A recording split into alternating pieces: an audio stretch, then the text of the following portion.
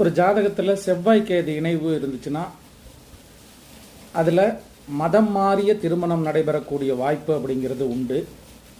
அல்லது சிலருக்கு திருமணத்திற்கு பிறகு பிரிவினை வரக்கூடிய அமைப்பு அப்படிங்கிறது உண்டு. பொதுவாக ஒரு ஜாதகத்தில் ஒரு கட்டத்தில் ராகுவால் பிரச்சனை ஏற்படுகிறது அப்படின்னு வச்சுக்கிட்டிங்கனாக்கா, இப்போ செவ்வாய் ராகு இணைவு இருக்குது அப்படின்னா அந்த ராகுவால் செவ்வாய்க்கு ஒரு பாதிப்பு ஏற்படுகிறது அப்படின்னு வச்சுட்டோம்னா, அந்த செவ்வாய் ராகு இணைவு இருக்கிற வீட்லேயே வேற ஏதாவது கிரகங்கள் இருந்துச்சுனாக்கா அந்த ராகுவால் வரக்கூடிய பாதிப்பு அப்படிங்கிறது கட்டாயம் வராது. அதனால ராகுவை கண்டு பயப்பட வேண்டிய அவசியம் இல்லை. ரூல் என்னன்னா, ராகு இருக்கிற வீட்டில் 2-3 கிரகங்கள் சேர்ந்து இருந்துச்சுனாக்கா அந்த ராகுவால் வரக்கூடிய பாதிப்புகள் குறையும். பெரிய அளவில் அதை கண்டு பயம் கொள்ளுவது தேவையில்லை.